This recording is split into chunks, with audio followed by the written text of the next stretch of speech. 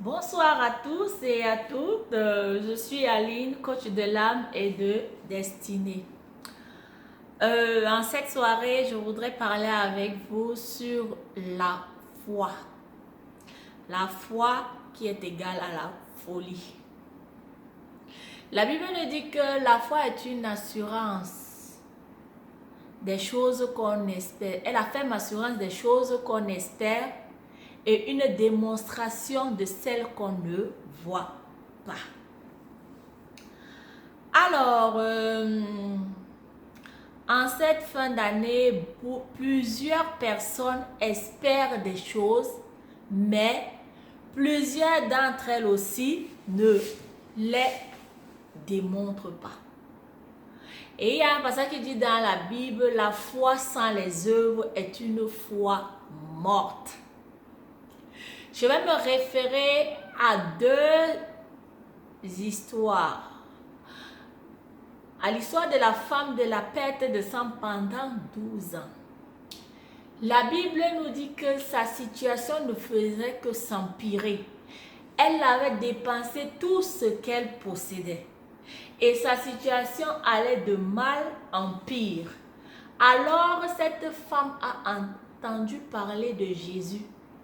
Et elle s'est décidée d'aller à la rencontre de Jésus. Et avant qu'elle n'aille à la rencontre de Jésus, elle s'est dit en elle-même que si elle touche le bord du vêtement de Jésus, elle sera guérie. C'est la dame de la perte de sang qui a déterminé le jour où sa situation va basculer. Je voudrais m'adresser plus particulièrement aux chrétiens, ceux qui croient en Dieu. Chaque année, ils croient en Dieu, ils prient, mais ils n'aboutissent à rien. Pourquoi? Parce qu'ils ont la ferme assurance, mais ils ne la démontrent pas. Tu dois démontrer aux gens ce dont tu as l'assurance. Parce que la Bible dit que la foi est une ferme assurance des choses qu'on espère, parce que plusieurs personnes espèrent, mais ils n'arrivent pas jusqu'au bout. Ils ne démontrent pas ce qu'ils espèrent en fait. Je voudrais nous dire, je vais nous exhorter sur la foi. La foi, c'est une folie. La foi, c'est de dire aux gens que Dieu a raison. La foi, c'est de parler de la solution de quelque chose, du résultat sans l'avoir déjà vu concrètement. Cette femme, chez elle, qui perdait du sang pendant 12 ans, la Bible nous dit que elle est revenue en elle-même et elle a déterminé le jour où elle va être guérie. Elle a dit que si elle touche, donc sa guérison a commencé depuis sa maison. Ce n'est pas quand elle est venue maintenant manifester. Elle est venue maintenant démontrer ce qu'elle avait espéré. L'assurance qu'elle avait, elle l'a démontré maintenant en venant auprès du Seigneur et en touchant le vêtement de Jésus, elle a été guérie. Deuxième histoire, c'est pour t'exhorter, toi qui m'écoutes, toi qui me regardes, tu as beaucoup prié. Lève-toi, pose des actes de foi. Démontre aux gens ce à quoi tu penses. C'est ça la foi. C'est ça en fait le grand problème. C'est la peur de démontrer ce que l'on croit. Parce que nous voulons conserver notre réputation. Nous ne voulons pas que les gens nous traitent de fous et de folles, n'est-ce pas? C'est pour ça que ce que vous espérez, l'espérance en elle-même ne suffit pas. Il faut démontrer. La foi à deux facettes. Assurance des choses qu'on espère et la démonstration. Tu dois démontrer aux gens ce que tu espères. Par exemple, ceux qui cherchent le travail, vous cherchez le travail, vous envoyez les CV, oui. Ben, Vous devez démontrer le fait d'espérer, de s'asseoir. Tu dois, avant d'aller devant une entreprise, avant d'aller toquer aux portes d'une entreprise, tu dois déjà avoir la certitude absolue que l'entreprise où tu es en train de postuler là, ton dossier va revenir, ta candidature sera retenue. Ça, c'est l'avantage que les enfants de Dieu ont. Je vous rappelle toujours l'histoire de David et de Goliath. David a vu Goliath déjà mort dans sa pensée. David l'a vu mort. Et c'est pour ça qu'il a dit ce qu'il a vu dans sa pensée. Je reviens toujours à la puissance de la pensée. Vous ne pouvez pas manifester ce que vous ne pensez pas dans votre tête. C'est impossible.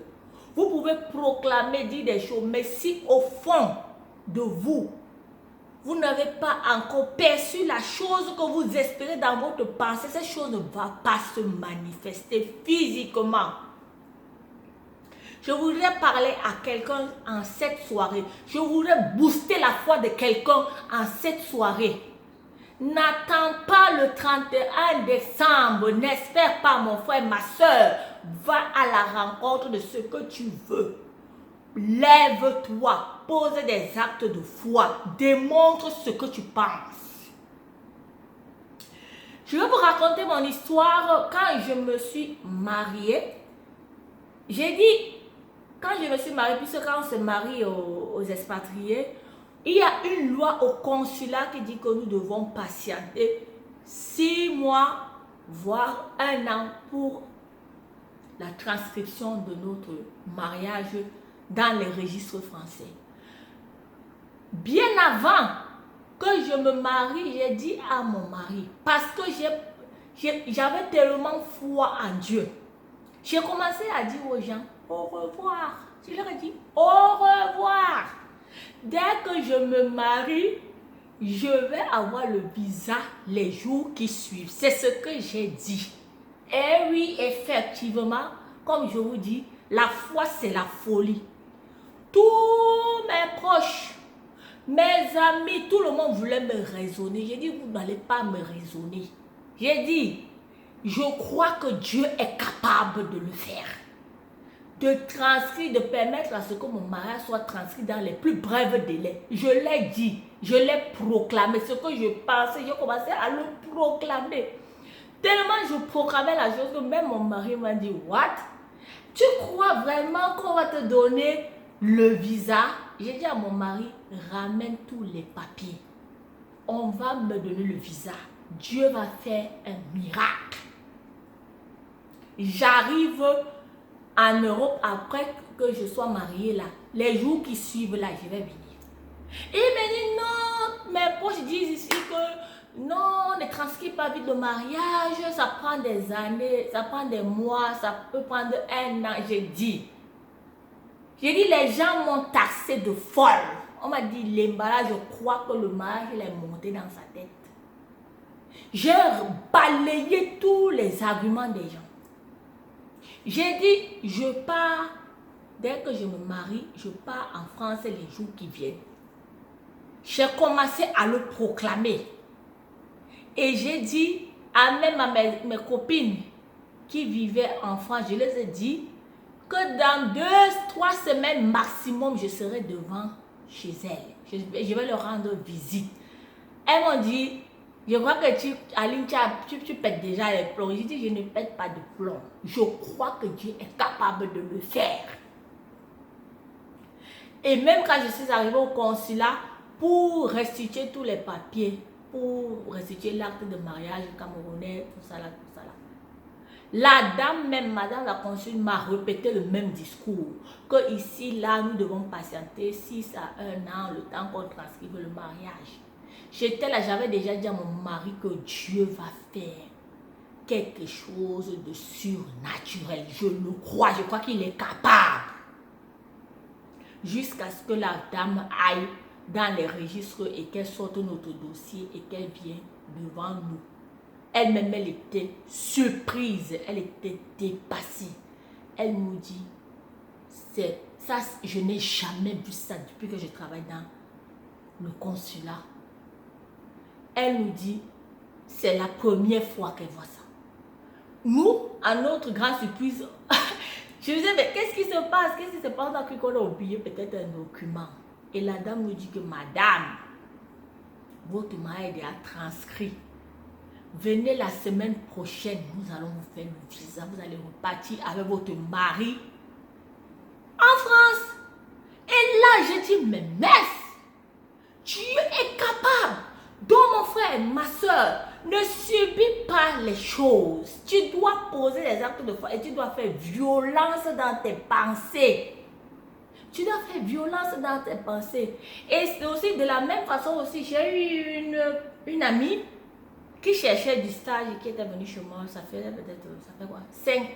6 mois maintenant. Quand elle est venue, elle m'a dit, Aline, depuis que je cherche le stage, je n'arrive pas à trouver le stage. La question que je lui ai posée, c'est de savoir, je lui ai dit, est-ce que le stage que tu aspires, tu l'as vu dans tes pensées? Parce que si ses pensées étaient moulées dans l'échec, elle a trop cherché, elle a trop cherché. J'ai dit non, non, non, non. L'avantage qu'un enfant de Dieu a, c'est d'appeler ce qui est dans l'invisible à se manifester dans le visible. Mon frère, ma soeur, tu veux te marier, tu vas avoir des enfants, pose des actes de foi. N'attends pas d'être enceinte pour aller acheter la layette. La foi, c'est la folie. Commence à préparer la layette et l'enfant va se manifester. Pareil pour le mariage. Pareil pour le travail. Hein? Prépare-toi déjà le poste auquel tu aspires. Tu dois déjà te préparer. Parce que ce poste va se manifester. Donc tu prépares le terrain. S'asseoir là, prier, prier, prier. On dit que dans tout champ, il faut mettre une sémence. Si tu n'as rien ensemencé, rien ne va pousser. Même si tu pries, tu jeûnes, #24, rien ne se passera. Car la foi est une assurance des choses qu'on espère et une démonstration de celles qu'on ne voit pas. Démontre aux gens ce à quoi tu aspires. Arrête de bavarder. Pose des actes de folie. Pose des actes de folie. Oui, la foi c'est la folie. La foi c'est la folie.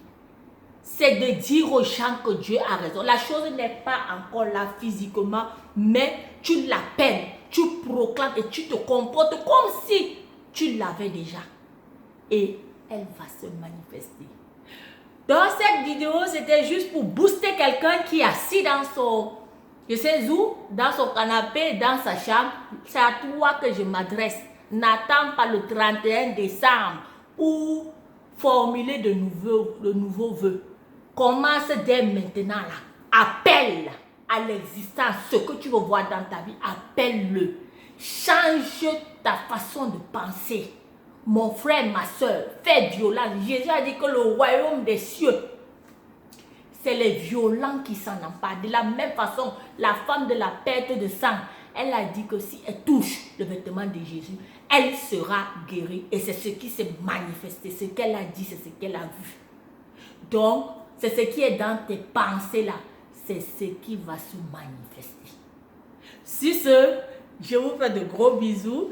Et je remercie tous ceux qui regardent mes vidéos, tous ceux qui like, tous ceux qui partagent. Je vous dis merci, merci, merci et que le Seigneur vous bénisse. Alors, je t'encourage à te lever et à foncer et aller chercher ce que tu veux voir dans ta vie. Car tout est possible à celui qui croit. Je vous fais de gros bisous et je vous dis à très bientôt. Bisous. Bye bye.